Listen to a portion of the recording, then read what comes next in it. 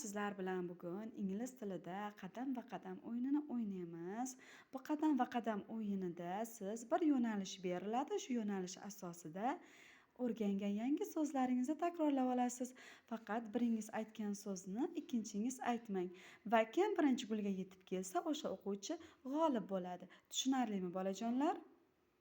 Demak, boshladik. Unda oila a'zolaridan aytamiz.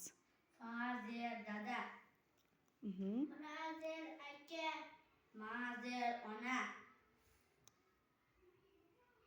sister singil, Endi ranglardan aytamiz. blue ko'k, white oq, red qizil, green yashil, Yetarli. Endi hayvonlardan aytamiz. dog it, cat mushuk,